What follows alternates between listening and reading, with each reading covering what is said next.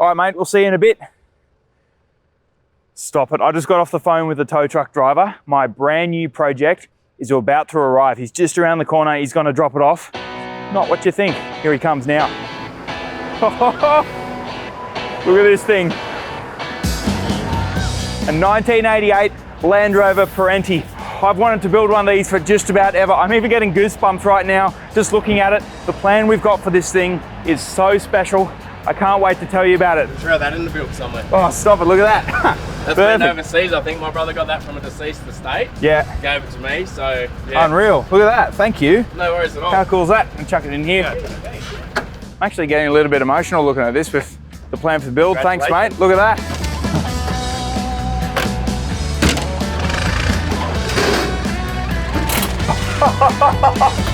Oh, it's loud in here. This is so amazing. I can't wait to get into this build, but first things first, I want to take it into the shed, park it up, we'll have a bit of a look at it. I want to tell you a little bit about it and the plan because, as I said before, this one's really special. Can't wait to get into it.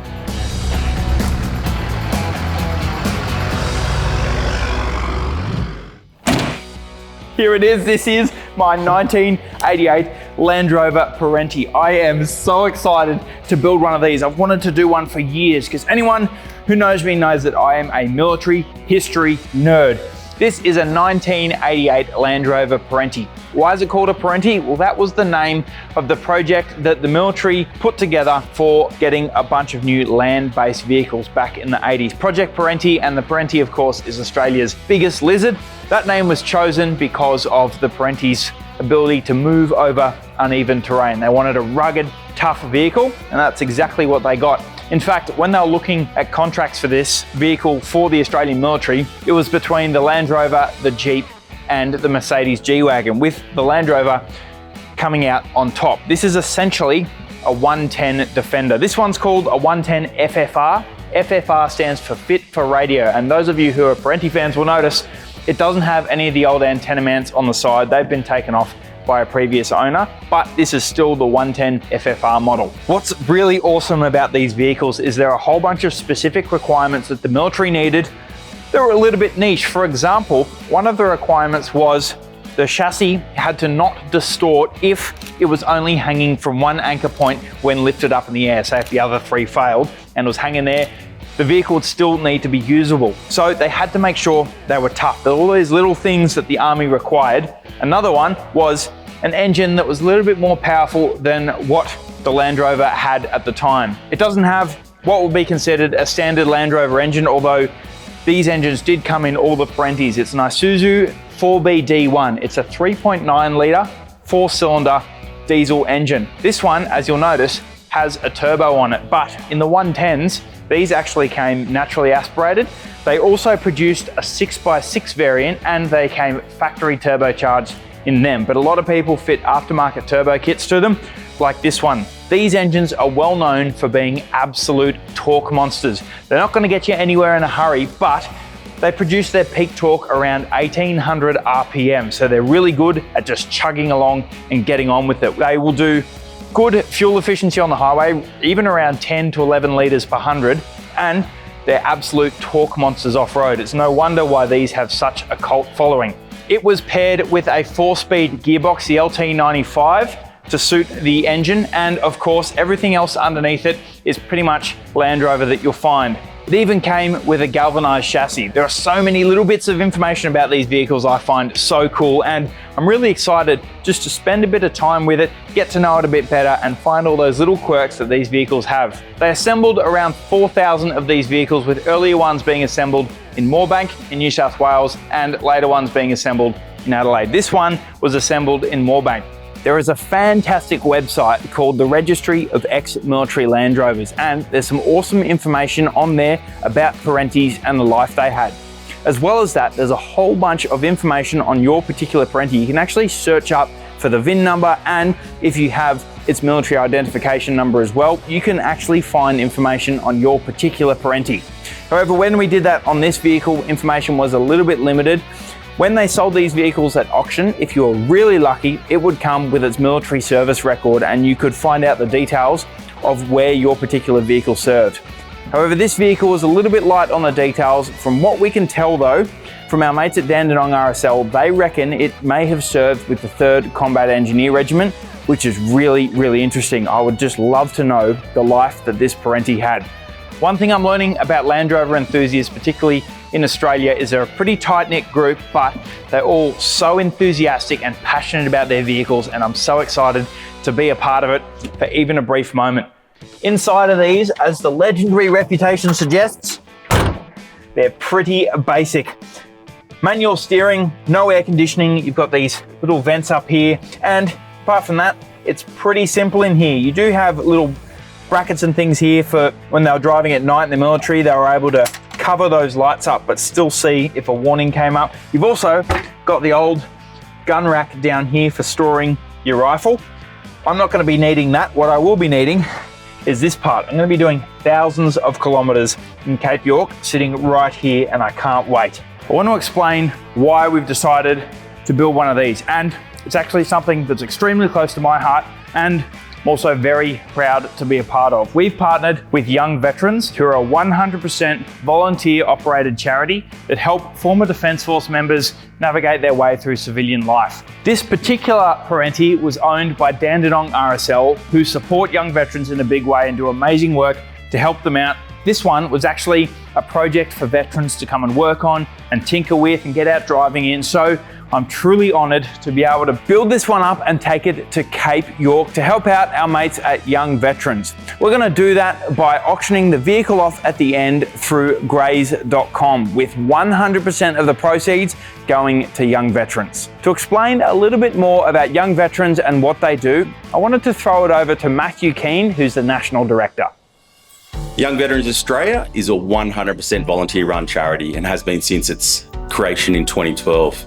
Our main goal is to enrich the lives of Australian veterans post-service, and that's to help them return to their communities and live an active and social lifestyle. Some of those activities that our volunteers run around Australia may be from horse riding, barbecues, bushwalking, sailing, surfing.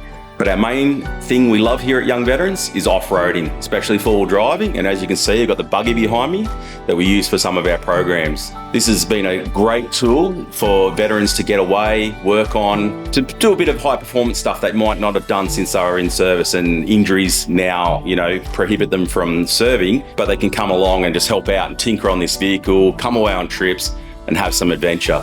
These are just vital tools that we need and that we use to assist veterans. We find that social inclusion is the biggest factor in stopping suicide within ex-service people, is when those veterans can be around the like-minded people and get to the services that they need. That helps stop suicide, and that's one thing we're really keen on doing. So when 4Drive 24/7 approached us and wanted to do this program, we were very excited. So we can't wait to see what they do with the Land Rover, and we can't wait to see the trip that it goes on. That's a bit about Young Veterans and the amazing work they do. Now, of course, if you're watching this and you feel the need to donate to Young Veterans, we're going to leave the link to their website in the description. A bunch of Land Rover specific companies are jumping on board as well with some parts and maintenance, because truth be told, I don't know anything about working on Land Rovers. My forte is old Toyotas. So in order to get this vehicle ready, I've got to take it to some Land Rover experts so we can start pulling it apart and get it ready for Cape York. This is going to be such an epic build, and I'm so stoked to be finally involved. All right.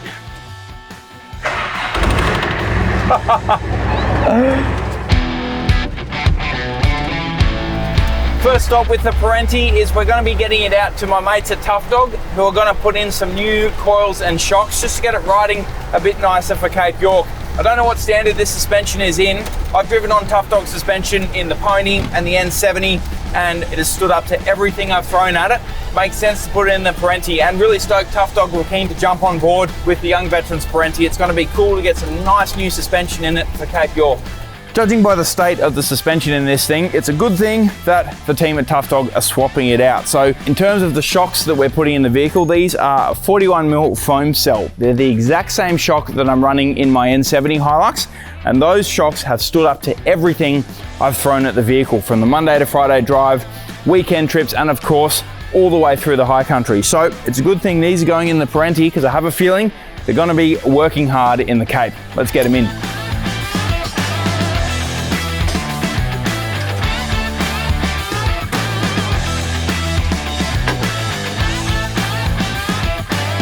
every time I come to Tough Dog, I learn something new, and that's exactly what's happened here with Land Rover. So the boys were telling me that on the front of these vehicles, you actually can't lift them too high because of the caster angle in the front diff. Caster is, imagine this angle here, you can see in relation to the tail shaft, when you lift a vehicle, the diff does that.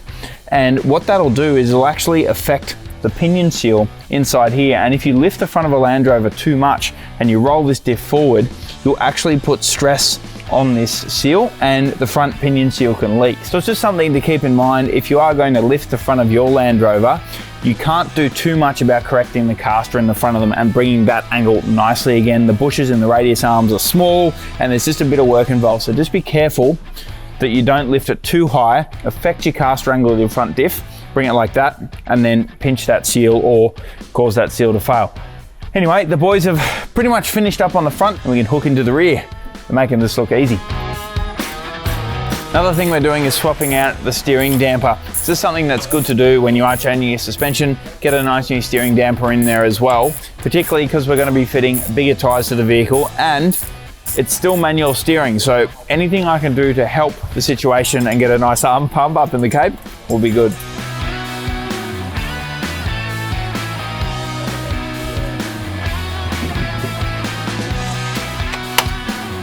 All right, suspension's all done. She's sitting way nicer. And once again, team at Tough Dog have absolutely nailed it.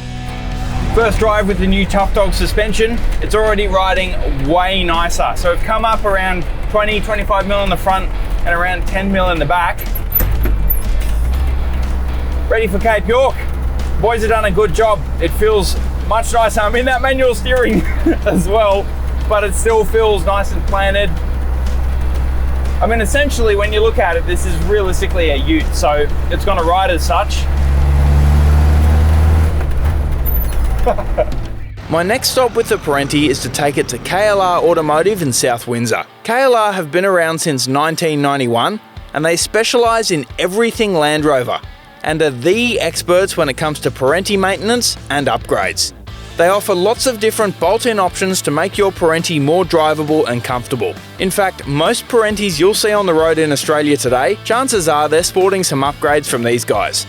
James is the workshop manager, and him and his team of Land Rover enthusiasts are going to be doing some essential upgrades to the Perentie to get it ready for my epic trip to Cape York. Well, James, I think by the looks of the car park, I've come to the right place, mate. A bit of an inspection going on. What have you found on the old girl? So starting from the back, we can see we've got a few warm bushes, which isn't abnormal for these, from a few oil spills and diesel. Yep. Overall, I think, yeah, it's pretty good, but we'll get it perfect. Yeah, cool. So I guess it's just needs a bit of a tidy up. It's been sitting for a while, you know, tied bushes and things, nothing out of the ordinary. All right, well, I guess, what do you want to do? Do you want to start at one end and work our way back? Pretty much, yeah. Yep, cool. All right, let's do it. If you didn't get enough Perentie facts earlier, here's another one for you. See how the diff cover on the rear diff housing is white? Perenties came with what's called a Salisbury rear diff. It's a stronger variant, and the reason this diff cover was white was because at night, when the army was driving in convoy in blackout, so no lights, there's a tiny little lamp here called a convoy lamp. It would shine on the rear pumpkin, and because it was white, it meant it was reflective so the vehicle behind could see where to go. So James is cracking on with the inspection on the Perentie. He's noticed a few things just need a bit of a tidy up, but we're also going to be upgrading a whole bunch of parts for a number of reasons. Firstly, I'm going to be driving this vehicle thousands of Ks through Cape York, and then afterwards, whoever buys it at auction will want a reliable, well looked after vehicle. So we're changing a whole bunch of things that commonly let go on Land Rovers. And to do that, for this Perentie, Rick at Kingpin Fab has sent down a whole bunch of bits and pieces, and we've also got a whole bunch of parts we're going to swap out from the team here at KLR that they supply. Let me take you through them. So starting from here, these are Gwyn Lewis cranked control arms. These are from the UK, but you can see here they've got a crank in them, just a little bit more clearance, and they are way stronger than the factory ones. The factory ones are tiny. One smooch on a rock and they'll be gone. Next up, we've also got some heavy duty steering linkages here. We've got the drag link and track bar. Again, the factory stuff is just really small. Then up here, we've got some maxi drive front and rear axles. Now, Rick at Kingpin sent down some rear axles, and KLR have got some front ones, but they're all from a company called Maxi Drive, Australian made, and the factory axles are literally made of cheese. They'll snap real easy. They've also got these drive flanges as well we're gonna chuck in, so way stronger and shouldn't have any dramas up in the Cape. Up here, you'll notice a couple of bits and pieces, like these little bushes are for the rear A-arm, the upper bushes on the A-arm there, kind of fed. A diff guard. A couple of things we've noticed. The front diff has had a few smooches on some rocks in its time, so we're gonna chuck a diff guard on. And over here, you'll see a little cheeky turbo. It already has a turbo on it. It was fitted as a DIY job, and just to make sure everything's squared away for Cape York, and of course for whoever buys this vehicle afterwards, we're gonna chuck one of KLR's turbo kits on, just swap it out with that one. That one is fine and it works, but just so we know that everything is reliable and we've got a good platform to work with. KLR have fitted, James reckons, around 600 of these turbo kits to Perentie, so it's safe to say they've got them pretty dialed in. Then of course over here we've got some nice braided brake lines from Kingpin Fab as well. There's a whole bunch of parts, a whole bunch of maintenance, and we have lots of work to do. Let's hook in. Anyone who does a lot of work on their vehicle will know that in a lot of cases, genuine bushes and replacement genuine stuff is usually the go, but in this case, it's an interesting situation. So this is the old bush, and you can see here how much the rubber has swollen. It's a genuine bush, but it's rubber. And because diesel's been leaking on it, it's actually become like a big bulbous there. It was really hard to get out. What we're doing with these Gwyn Lewis control arms is, James reckons that the better way to go is to run poly bushes on the chassis end, but keep genuine rubber bushes on the diff end. They're the ones that are gonna be moving a lot, and genuine bushes, for the most part, will last longer. But these poly bushes aren't gonna swell up like these rubber ones. So on the chassis end, it's gonna be poly. On the diff end, we're keeping genuine rubber in.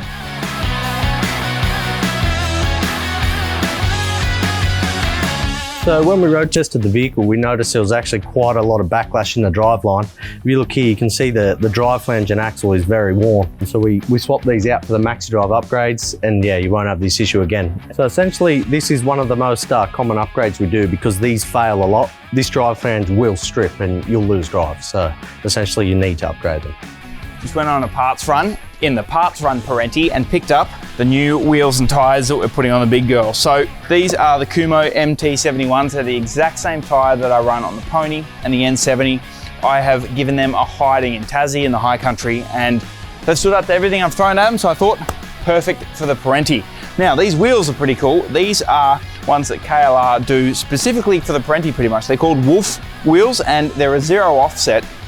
The reason we've gone with these is because the rear spring perches on the Perentie are a little bit different. They stick out a bit, and depending on the offset of wheel you run, you can actually foul the tyre on the spring perch. So these will allow for the tyres to clear the rear perches, and I reckon they look tough as nails. What's going on over here, mate?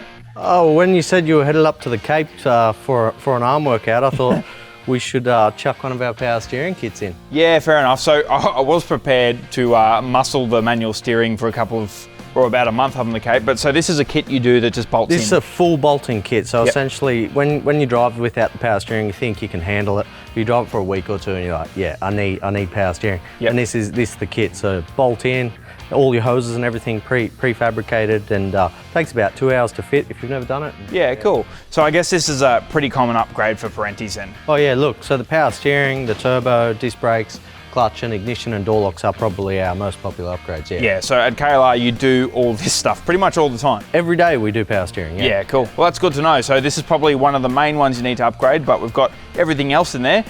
Should be a bit of a weapon, mate. It will be a weapon. All right, let's keep going. James and the boys are hooking in with the new turbo kit and removing the old manual steering box to swap out for the new power steering setup. As James mentioned, it's a direct bolt-in upgrade. The old turbo used a truck manifold, but we're swapping it out for KLR's own log style to suit their turbo. The old exhaust came out of the guard, and that's because the engine had a 24-volt generator that was in the way of fitting an exhaust inside the chassis rails. Right, mate, so power steering's all done, but we're hooking into the engine maintenance now. Can you tell us a bit about your turbo kit? Because obviously you fitted a few of these. Yeah, look, we have fitted quite a few. So we've gone through a lot of different turbos with trial and testing, and we found this engine produces its torque at such a low RPM, this turbo spools up instantly. Like instant. You'll see when you drive it. Like it's suited. For sure. So like it's just sized nicely to how much, because I imagine it's a 4-cylinder that displaces almost 4 litres. Like it's a torquey engine, It I is guess. very. Yeah, for sure. So this kit, there's no special things you need to do with it. There's already fittings and stuff you can. All the fittings are there, bolt on. Yeah, that's pretty cool. And then I noticed you pulled the radiator out. Yeah, so we noticed a little crack in the radiator, so we're actually fitting one of our new upgraded aluminium high flow radiators. They've proven to be a very good thing, so. Yeah, cool. Do these engines ever have any issues with getting hot? They don't really, but when they're turbocharged, we just like to take all the precautions and upgrade things. So we'll do the thermostat, we'll do all the hoses just to make sure everything is right. Just being proactive, not reactive. Yeah. That's the go. Very good. All right.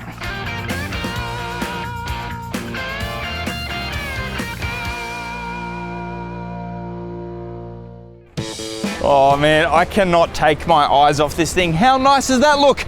The Young Veterans Perentie is finally coming together. This build has been a dream of mine for years, so I'm so stoked that it is finally happening, and of course it wouldn't be possible without some great mates in the industry like KLR Automotive, Kingpin Fabrications, Tough Dog, the whole team behind the scenes at 4Drive 24/7, and Young Veterans, Dandenong RSL, you name it. There are lots of people who've been working tirelessly to make this build come together, and to see it look like this now really is amazing. When you consider we brought it here to KLR Automotive, and since then it's had power steering, a turbo upgrade, a whole bunch of driveline modifications, and she's now reliable and ready to take on Cape York.